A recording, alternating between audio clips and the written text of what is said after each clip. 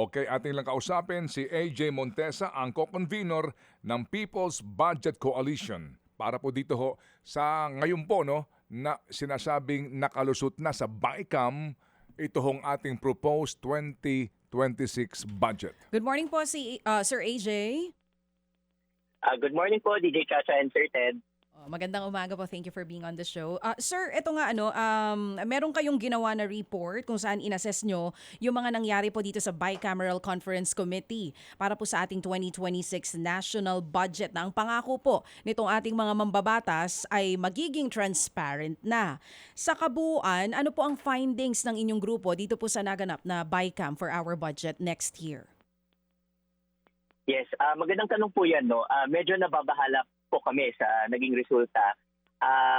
Kahit po nagkaroon ng reduction sa DPWH budget na mabuti naman po ay nabawasan yung overpricing sa DPWH, mukhang binawi po ng BICAM itong pork or allocable sa DPWH at nilagay naman po nila sa mga ayuda programs na patronage-based po. So yung ayuda na pork barrel nila, tinaasan po nila. At ang nakakabahala po dito ay yung amount na inallocate po nila ay mas mataas doon sa House version at sa Senate version at halos doble po kaysa doon sa National Expenditure Program o yung NEP na budget ng Pangulo po. So medyo nakakabahala po talaga na parang ito na yung naging focus nila na paglaanan ng pork barrel nila. Aside dito po sa naging budget nga po ng DPWH na binawasan at inilipat po doon sa mga programa ng gobyerno na makakapagpabango sa pangalan nitong ating mga politiko, sa ibang ahensya, ano naman pong napansin ninyo sa budget nila? Well, ang isang important po na aspeto ng BICAM no ay ang point niya naman ay i-reconcile ang provisions, ang differing provisions ng House at ng Senate na version ng budget. Ngunit ang nakita din natin ay mayroon din po silang mga insertions o mga siningit no na posibleng wala doon sa House version, wala doon sa Senate version, wala sa National Expenditure Program. Ngunit dahil sa proposal ng ilang miyembro ng BICAM ay pinasok pa rin po nila. No? So medyo nakaka-alarma po yun kasi ang understanding po natin ng BICAM ay just to reconcile yung different provisions pero nakakapaglagay sila ng panibagong line items dito sa budget. Pagdating naman sa mga positibo, I think yung pinaka-positibo po ay malaki na po ang budget sa education sector na aabot na po ng 4.5% ng GDP. So tama po iyon. And then at the same time, yung pagdadagdag ng pondo para sa Project NOAA. Napakahalaga po ng Project NOAA para sa ating disaster response. So naglagay po sila ng 1 billion. So sana ipagpatuloy po ito. Kailangan mas evidence-based po at scientific ang planning natin sa mga flood control, for example. Oo. EJ, nabanggit mo yung DepEd budget. Pinupulaan po yan ng ibang sektor, ano? Kasi sinasabi na mababa yung implementation para sa halimbawa pagtatayo ng mga classrooms pero ang laki nung ibinigay na budget para doon. Ano po ang reaksyon nyo tungkol doon? Well, tama po yun. Tama po yung sentimento na yun. No? Ang usapin po ng budget ay hindi lang kung gaano kalaki yung pera o yung pondo na binibigay.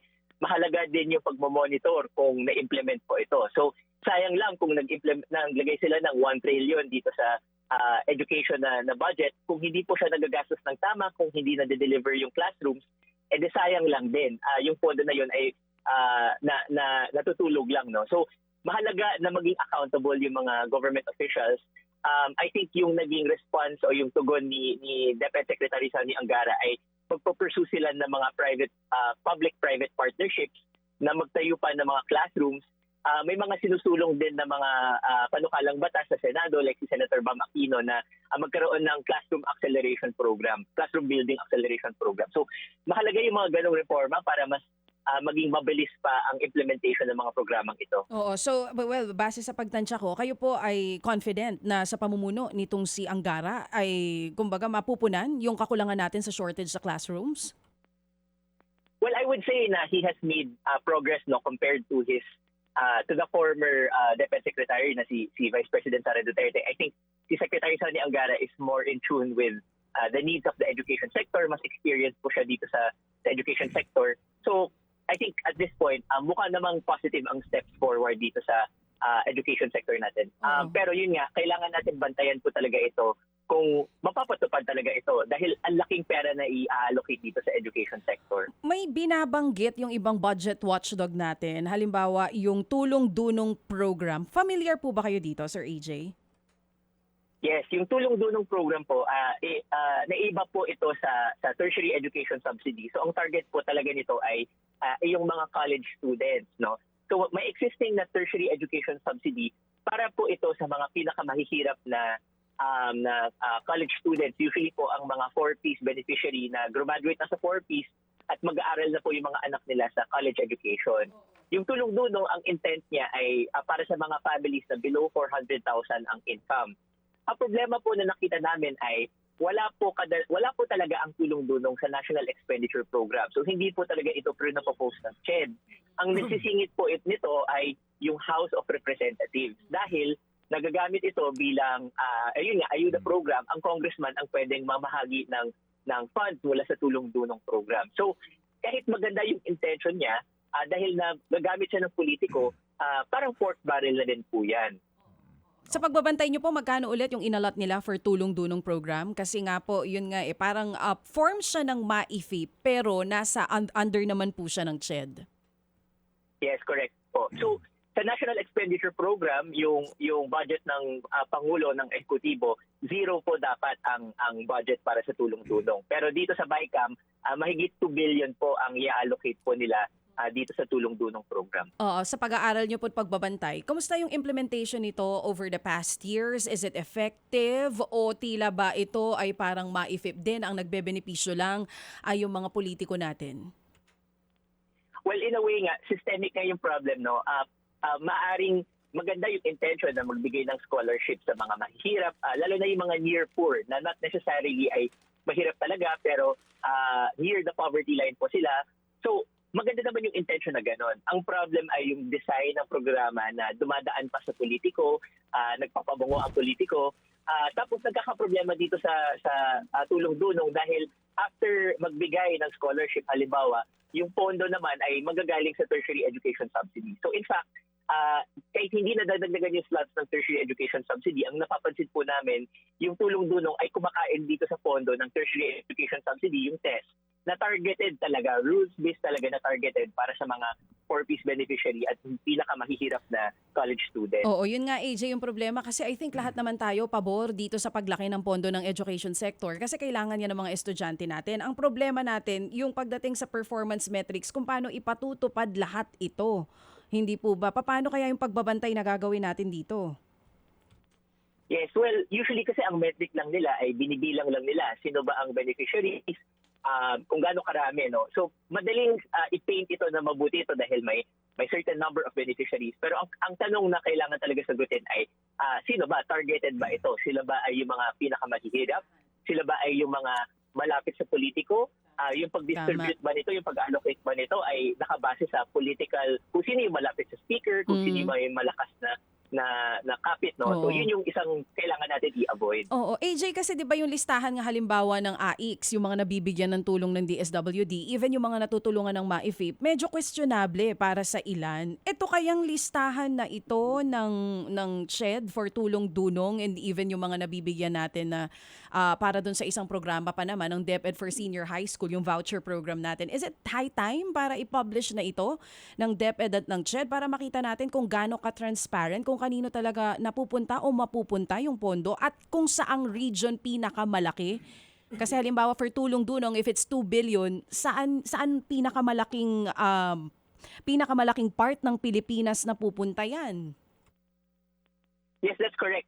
Actually, ang panawagan namin sa simula pa lang ay magkaroon ng full transparency, magkaroon ng open beneficiary list, no? Dahil kapag hindi nakikita ng taong bayan kung sino ba dapat yung entitled sa mga scholarships, kung sino ang entitled sa financial assistance, doon pumapasok yung discretion ng politiko or yung mga local official. Dahil hindi nila nakikita yung kumpletong listahan, edi pwedeng itago yun ng politiko, pwede nilang i-decide na okay, hindi na namin i-distribute ito dito sa mga taong ito, ibibigay namin sa mga pabor sa amin, yung mga bumoboto sa amin, no? Because wala nga published na list. So actually, beneficial ito for everyone because if you see your name on the list, Yes. you know that you are entitled to the Oo. financial assistance. That's good. Tama. Good point. Maganda for the scholars. Maganda rin para sa, DepEd Secretary na makikita talaga na very transparent sila kung sino binibigyan ng mga pondong ito. AJ, sabi mo, matagal yun ang panawagan ito. But right now, meron bang konkretong hakbang o planong inyong grupo para sumulat talaga sa tanggapan ng CHED at ng DepEd para magkaroon, ma-publish itong listahan na ito? Well, definitely, mag-engage po kami sa proseso ng monitoring ng budget, ng pag-implement ng budget. Hindi lang po ito kasi sa issue ng education, yung CHED na bine-mention. Yung buong ayuda program ng MAIFIP, ng AIX, yung mga TUPAD, yung mga ayuda assistance na ito, kailangan talaga buksan ang implementation na ito at kailangan ma-monitor. No? Oo. Ang naging problema nga ay dito sa budget ay dinoble pa nila, pinalaki pa nila ng 120 billion ang amounts dito, dagdag pa dun sa National Expenditure Program. So ang role talaga, ang kailangan natin gampanan bilang mga mamamayan ay bantayan kung paano ba ma-implement ito. Kasi sinasabi nila na wala ng korupsyon, wala ng pork dito sa budget. Kung pinalaki nga nila itong ayuda programs, kailangan natin bantayan ng mabuti yung implementation nito. Oo, AJ, yung sinabi mo no, ang binabanggit ng mga senador, congressman na wala ng pork sa budget na ito. Pwede bang pakiklaro lang 'yon para lang natin mailinaw kung bakit natin kung ano dapat nating ituring dito sa mga lump sum appropriations ito actually, no? Sabi mo nga Yes. itong MAIF ang sa AIX mga kapatid, ano po, at saka yung MAIF, lumalabas dito ang total nito 115.5 billion na. Oo, ano ang turing natin dito? Well, magandang tanong po 'yan. Ang traditional po kasi na definition ng pork barrel ay nakatutok lamang sa legal na structure ng PIDA or yung Priority Development Assistance Fund na na-abolish dati, no. Ito po ay lump sum, discretionary at may mga post-enactment influence ng mga legislator at politiko. Pero para sa amin po, hindi lang dapat legalistic ang pagsusuri dito sa pork. Ano ba ang mas makabuluhang tanong? So, sino ba ang nagko-control sa pag-agos ng pondo, ng resources, at para kanino? So, yun yung mga kailangan tingnan. No? So, sa lenteng iyon, ang mga ayuda programs ay isang pork barrel na nagbago lang ng anyo. Wala dapat sa pangalan ng kongresista ito, pero sila yung nagsisilbing gatekeeper, 'di ba? Sa MAIFIP, kailangan kumuha ng guarantee letter. Sa mga ayuda programs, depende yun kung sino yung mga local official o congressman na kakilala mo. Pangalawa, sa allocation mismo, sumusunod po ito sa political power. So ideally, syempre, yung mga programang ito nakatutok or nakatarget po sa mga pinakamahirap, sa mga pinakanangangailangan. Pero mapapansin po natin yung disbursement nito ay nakapabor sa kung sino yung malapit sa speaker, sa pangulo, kung sino yung ikapangyarihan. No?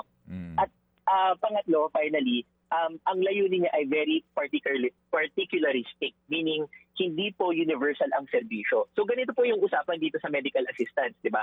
Bakit pa kailangan ng sistema na may medical, na may guarantee letter, kailangan mong hanapin kung sino yung congressman mo or yung politiko? Kung pwede natin palakasin yung PhilHealth system natin, na lahat ng tao, na lahat ng Pilipino, direct contributor at indirect contributor ay may PhilHealth membership at magiging automatic na yung pagbibigay ng health services para sa mga mamamayan. No? So, rather than have a particularistic system, dapat may either universal or rules-based system katulad ng Pantawid Pamilya kaysa yung AIX. No?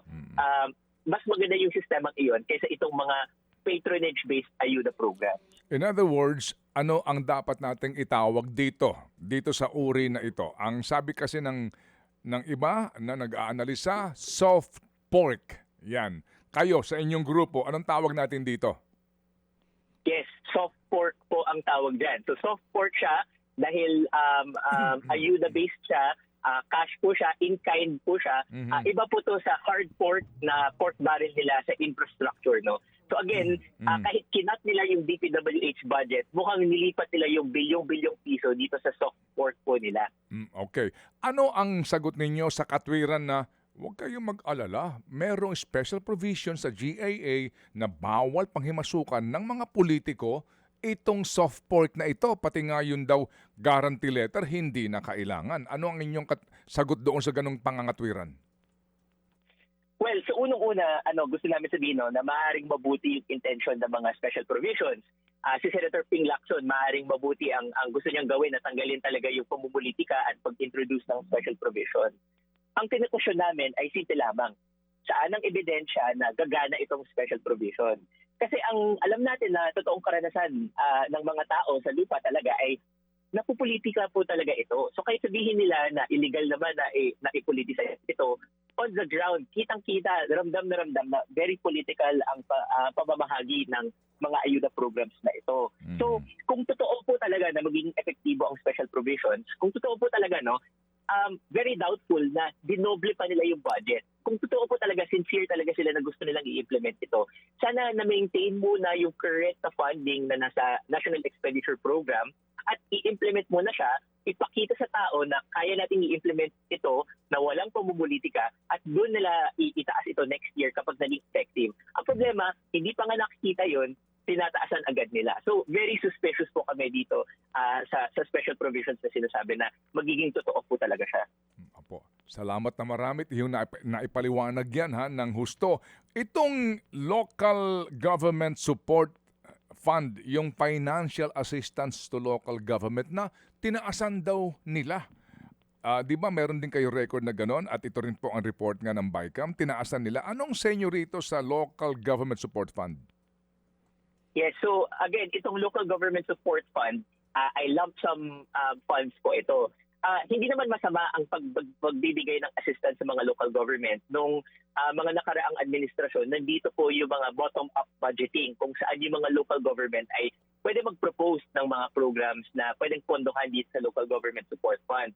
Ang problema, may dalawang items dito sa local government support fund, yung financial assistance to LGUs at yung growth equity fund na nagiging form of support din dahil kulang po ito sa oversight at monitoring. So kung napapansin po natin, halos dinoble po hindi nga doble lang Yung House version ay 9 billion ay para sa financial assistance to LGUs. Naging 37 billion po yan. At yung growth equity fund na 1 billion ay naging 11 billion na. Oo. So ang laki po ng dinagdag nila dito at nagiging avenue po ito for yung mga soft and hard projects ng mga local governments na posibleng naging port din na kasabwat ang mga kongresista. Okay. Kasi nga, at AJ, gusto ko lang medyo dagdagan lang itong iyong informasyon kasi baka hindi alam ng iba. Madaling sabihin kasi ng politiko po, ng senador na dinagdagan namin ito bilang tulong sa mga LGUs kasi alam namin ng mga LGUs Na sila yung on the ground, malapit, etc. yan, oo. Baka lang hindi nyo alam na ang guidelines po nitong local government support fund na ito ay karamihan dito soft projects. Halimbawa, sabi po dito implementation of agriculture-related programs and projects such as provision of agricultural support services. Ano yon? Which include planting materials distribution system and operation of farm produce collection and buying stations, extension of site research, etc. Kasama po dito nga yun ng mga, ito na ho yun, fertilizer, at ilang pang mga proyekto na dati na pong nasangkot sa mga anomalya doon sa DA funding. So, hindi alam siguro ng marami na ito pa, support to women-led social enterprises. May digitalization din dyan. Anong tingin nyo dito, AJ? Kasi paano mababantayan itong gantong uri ng mga proyekto na yung paggasta walang sayang? Ayun nga po, napunto niyo po talaga, Sir Ted, yung explanation. No? Marami dito na nakalista na projects under this line item na posibleng on paper mukhang maganda. Pero yung karanasan po natin ay naabuso po talaga siya, nagiging venue po siya for corruption. At ang pinakamalaking problema dito sa funding na ito ay kulang po talaga siya sa oversight. No? Lump sum siya, pag binigay na po siya sa LGU, hindi na siya namomonitor ng maayos. Kaya malaki talaga ang room for abuse, for corruption, for discretion. And again, yung sistema ng politika dito ay binibigay talaga siya sa mga politiko na mas malapit ang kapangyarihan sa speaker, which is very problematic. Imbis na targeted siya sa mga pinaka-nangangailangan na LGU, nagiging tool ulit siya for political patronage na naman. Sa panghuli, unprogrammed appropriations, unprogrammed funds, Oo, ang ipinapangako nabugbog tayo sa pangako na hindi kami papayag. Basta sa amin, walang unprogrammed appropriations ngayon, etc. etc. Pero, aba, tumaas pa. Tama ba ito? 243 billion ang inilagay ngayon sa unprogrammed appropriations, AJ? Opo. Dito po medyo nadismaya po talaga kami sa Senate BICAM dahil nung una sinabi po ng Senado na marami sa kanila ang bukas na tanggalin, i-zero po talaga yung unprogrammed appropriations. Kung naalala niyo po yung Supreme Court ruling dito sa PhilHealth, may mga separate na opinion. So hindi pa ito yung ruling, no? Pero nag-opine po yung mga Supreme Court Justice na may constitutionality issues po talaga itong unprogrammed appropriations. Dahil nga nag-allow siya ng spending na bukod doon sa regular program budget. No? So napapatanong sila kung constitutional ba talaga ito. And sa tingin po namin, merong constitutionality issues talaga dito sa unprogrammed appropriations. In the past po, ang ginagawa nila, pwede sila mag-insert dito ng mga flood control projects, na mga items na mababa ulit yung oversight, mababa ulit yung accountability. So, susceptible na naman sa corruption. Kaya, para sa amin, kailangan i-zero out ito. Again, dahil sa trust issues natin sa budget in the past 3 or 4 years, no, lalo na, dahil sa mga red flags na ito at yung unprogrammed appropriations ay naging paraan para isingit itong mga red flags na ito, kailangan i-zero out ito, kailangan linisin nila ito at kailangan nilang patunayan na kaya nilang tumupad sa isang budget na malinis at walang korupsyon talaga.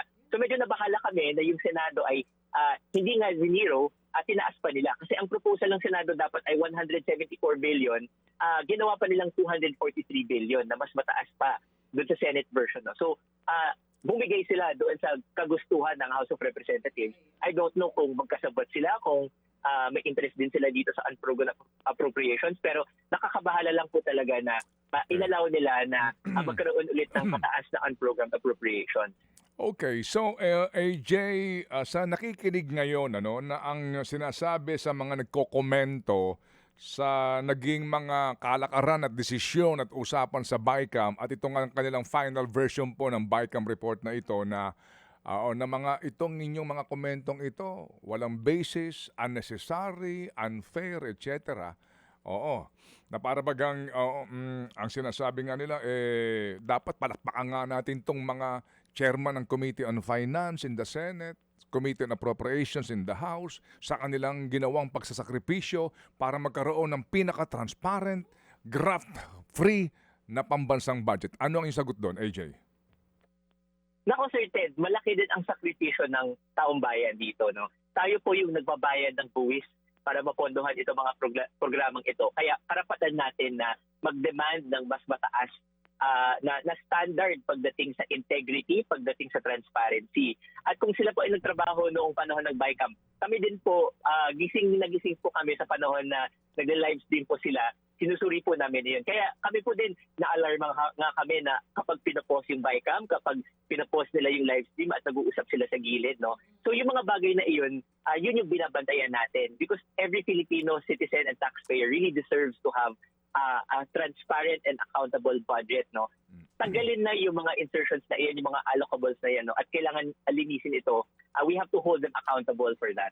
Okay. So kumbaga, ang pinag-uusapan po natin talaga ho dito ngayon, ang issue ho dito, trust issues talaga. Kasi nung una po talaga,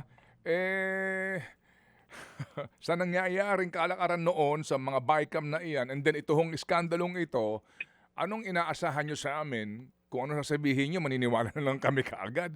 So talaga ho dito, AJ, nagkakaisa tayo, ang bayan, na dito po, obligasyon ng bayan na bantayan po ito at huwag agad-agad magtitiwala.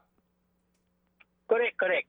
Nung pinasa po yung budget nung simula ng taon ng 2025, no, sinabi yan ni Secretary Mina Pangandaman na magpasalamat tayo, may budget tayo. No? Pero nung lumipas ang panahon, nalaman pala natin na ang daming ghost project dyan, ang daming corruption dyan. So, magpapasalamat pa rin po ba tayo na may ganong klaseng budget? Hindi po pwedeng utang na loob natin iyon sa kanila na mayroong korupsyon sa budget at may mga pork sila sa budget. In fact, trabaho po nila na ayusin po talaga iyon dahil tayo po ang nagpapasahod sa mga lawmakers natin. Sige, so AJ, hindi ito ang ating huling panayam dahil sigurado po kami habang ito po ay aaprubahan nila at maging ganap na budget, tayo nagkakaisa na magbantay sa paggasta sa pera ng bayan. AJ, mabuhay ang inyong hanay and thank you for serving the people.